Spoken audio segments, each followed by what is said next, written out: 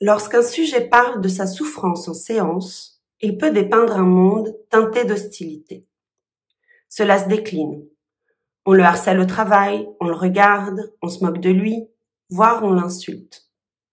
Cette agressivité peut être ressentie comme diffuse ou bien localisée, venant d'un chef, un frère, une mère ou une compagne. Dans tous les cas, le sujet se sent visé par une haine qui l'affecte. Comment s'orienter dans la clinique face à ces manifestations? Il s'agit déjà de distinguer des nuances dans la haine. Prenons d'abord celle que je nommerais de haine avec un petit h et qui se déploie sur l'axe imaginaire. Elle surgit sous forme de rivalité ou d'hostilité envers l'autre. Cette haine constitutive du sujet se mélange avec l'amour.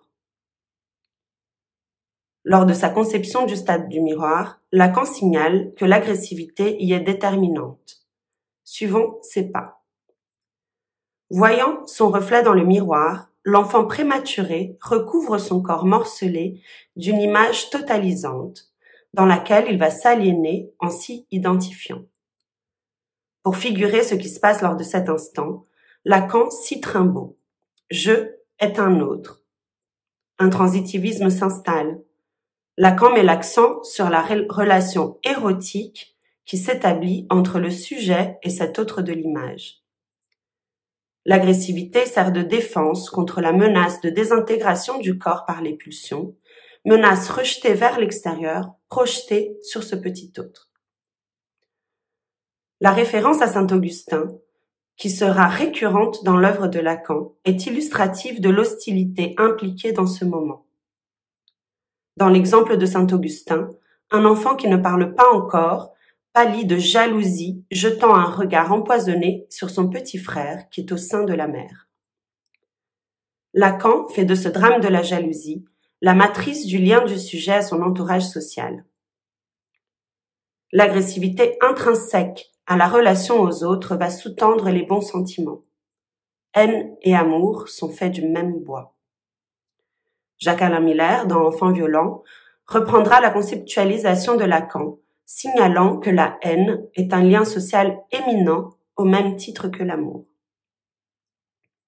Plus tard, dans le séminaire 20, Lacan va condenser les deux termes, haine et amour, sous celui d'énamoration. Il relie à nouveau frais la fresque de Saint-Augustin. Lacan épingle la haine jalouse de l'enfant envers son frère du terme de jalouissance.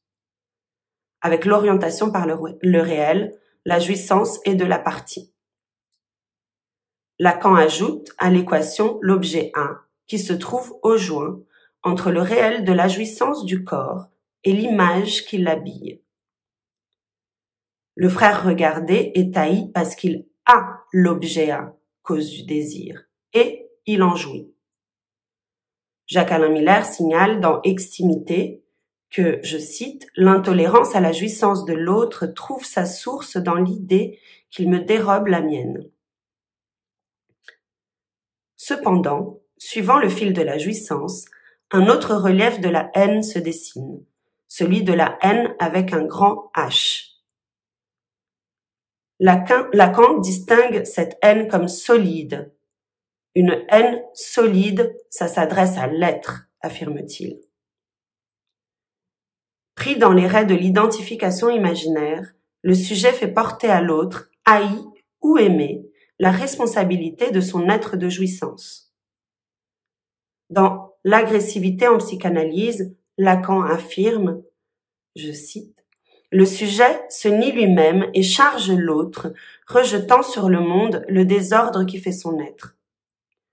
Cela va constituer, selon lui, le ressort des délires de jalousie, d'érotomanie et d'interprétation. » La triade de Saint-Augustin s'inscrit dans une logique oedipienne. Lorsqu'un sujet ne possède pas la boussole phallique, le désir ne sert pas de médiation. L'habillage ne tient pas. La jouissance est dénudée et déborde dans le corps où elle peut rester, ce que l'on voit dans la schizophrénie. La rencontre insupportable avec une jouissance éprouvée comme étrangère peut provoquer son rejet hors du moi. La jouissance est logée chez l'autre, qui est alors haï ou ressenti comme haïssant. Un autre qui voudrait jouir de moi. Cela se retrouve dans la paranoïa. Lacan nous enseigne que le réel est transclinique et que la rencontre avec cette jouissance autre, dans son étrangeté radicale, est difficilement supportable. Il affirme que la jouissance ne s'interpelle, ne s'évoque, ne se traque, ne s'élabore qu'à partir d'un semblant. Un traitement orienté par la psychanalyse est un traitement qui se fait par la parole. Il s'agit alors de traquer la jouissance par les mots. Inviter le sujet à dire précisément les coordonnées de ce qu'il a rencontré d'insupportable juste avant que son monde ne se teinte de haine permet un premier repérage. Cela peut avoir des effets d'apaisement, rendant le monde moins menaçant. Cette orientation est une boussole précieuse pour les consultants et praticiens du CPCT Paris, institution de la FIPA, qui reçoit des patients pour un traitement gratuit de 16 séances. Rendez-vous le 22 novembre pour mettre au travail les cas de sujets aux prises avec la haine pour tenter d'en extraire un savoir.